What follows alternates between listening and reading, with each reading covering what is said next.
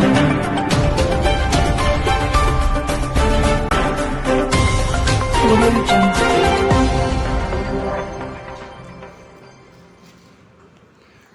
కర్నూలు జిల్లా కేంద్రంలో ఎస్సీ వర్గీకరణకు వ్యతిరేకంగా మాల మహానాడు రాష్ట్ర వర్కింగ్ ప్రెసిడెంట్ జట్టి వెంకటేష్ ఆధ్వర్యంలో మీడియా సమావేశం నిర్వహించారు। ఈ కార్యక్రమంలో జట్టి వెంకటేష్ మాట్లాడుతూ తెలంగాణ రాష్ట్రంలోనే కాకుండా దేశంలోని 29 రాష్ట్రాల్లో ఎస్సీలకు సంబంధించిన 59 కులాలకు కులగణన చేసి వాళ్ళ జనాభాను అనుగుణంగా రిజర్వేషన్ శాతాన్ని పెంచాలన్నారు।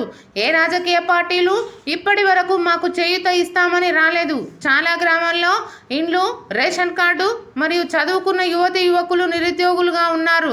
అలాంటి వారికి ఉద్యోగ అవకాశాలు కల్పించాలన్నారు। విభజించి పాలించే వైఖరిని మానుకోవాలన్నారు। చెల్లని వర్గీకరణకు మద్దతు ఇస్తే కాంగ్రెస్, బీజేపీ, బీఆర్ఎస్లను భూస్థాపితం చేస్తామని డిమాండ్ చేశారు। సామాజికంగా ఏ రకంగా వాళ్ళు ఎదుగుతారనే దాని మీద ఒక అవగాహన కలగ చేసుకొని కేంద్ర రాష్ట్ర ప్రభుత్వాలు 29 రాష్ట్రాలలో ఎస్సీల అభ్యున్నతి కోసం ఎస్సీల కులగణనను విభజించి వాళ్ళ జనాభాకు అనుగుణంగా రిజర్వేషన్ శాతాన్ని పెంచుతూ ఎస్సీ మొండి వైఖరి అవలంబిస్తోంది। దాన్ని మేము మాలమన్నాడు సంఘంగా తీవ్రంగా వ్యతిరేకిస్తున్నాం।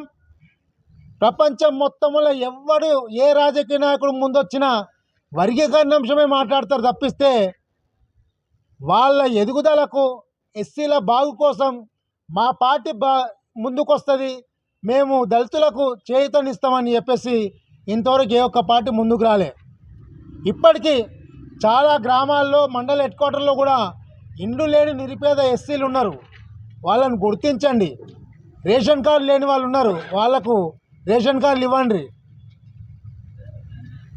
చదువుకునే నిరుద్యోగ యువతి యువకులకు ఉద్యోగ అవకాశం లేక నిరుద్యోగులుగా అమ్మాయిలు అబ్బాయిలు ఎస్సీలు కాదు బీసీలు అనుకో ఓసీలు అనుకో చాలామంది ఉన్నారు దేశవ్యాప్తంగా। వాళ్లకు ప్రభుత్వ ఉద్యోగాలు ఇవ్వలేని పరిస్థితుల్లో మీ ప్రభుత్వాలు ఉంటే వాళ్లకు కాంట్రాక్ట్ బేసిక్ మీద ఒక ఫ్యాక్టరీలు పరిశ్రమలు నెలకొల్పి వాళ్ళకు ఉద్యోగ అవకాశాలు కల్పించండి। 18 ఏళ్ళు దాటితే ఓటు హక్కు వస్తుంది అని చెప్పేసి ప్రభుత్వాలు నిర్ణయిస్తున్నప్పుడు మరి చదువుకొని 21 ఏళ్ళు వచ్చినా కానీ ఇంతవరకు ఉద్యోగాలు లేవు। దాని గురించి ఏ ప్రభుత్వాలు ఆలోచించావా? 18 ఏళ్ళు దాటితే వైన్ షాప్ పడ మందమర్ అని ఒక బోర్డు పెడతారు, మళ్ళీ 18 ఏళ్ళు దాటిన ఓటు కావాలి। 18 ఏళ్ళు దాటకుండా ఉన్నాక వయసు వచ్చినాక వాడిని ఓటు కావాలి, కానీ ఆ ఓటు చేసిన వారి జీవనోపాధికి మా ప్రభుత్వం ఈ రకంగా సపోర్ట్ చేస్తానని ఏ ఒక్క ప్రభుత్వాలు రావడం లేదు। బీజేపీ పార్టీ రాజ్యాంగాన్ని మారుస్తూ ఉంటుంది। అటెండర్ నుంచి కలెక్టర్ వరకు, వార్డు మెంబర్ నుంచి ప్రధానమంత్రి వరకు ప్రతి ఒక్కరు రాజ్యాంగం అంటే అంబేద్కర్ గారు రాసిన రాజ్యాంగం పుణ్యాన్ని ప్రమాణ స్వీకారాలు చేస్తున్నారు। ప్రతి ఒక్కరు ప్రపంచం మొత్తంలో ఏది మర్చిపోయినా కానీ పొద్దుగా లేస్తే మళ్ళీ రాత్రి వరకు అంబేద్కర్ గారిని తలవకుండా ఏ ఒక్క రాజకీయ పార్టీ కానీ ఏ ఒక్క ఉద్యోగస్తులు కానీ ఉండరు।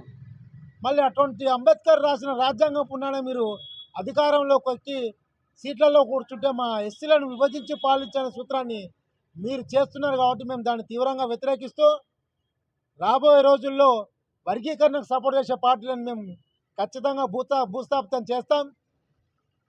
మా ఎస్సీల బాగు కోసం పాటుపడాలని చెప్పేసి ఈ సందర్భంగా తెలియజేస్తూ తెల్లని వర్గీకరణ కోసం బీజేపీ, కాంగ్రెస్ పార్టీ, టీఆర్ఎస్ ప్రతి ఒక్క పార్టీ వర్గీకరణను పక్కన పెట్టి ఎస్సీల ఐక్యత కోసం పాటుపడాలని చెప్పేసి మేము ఈ సందర్భంగా డిమాండ్ చేస్తున్నాం। మాలల ఐక్యత, మాలల ఐక్యత, జై మాల, జై మాల, మాలల ఐక్యత, మాలల ఐక్యత।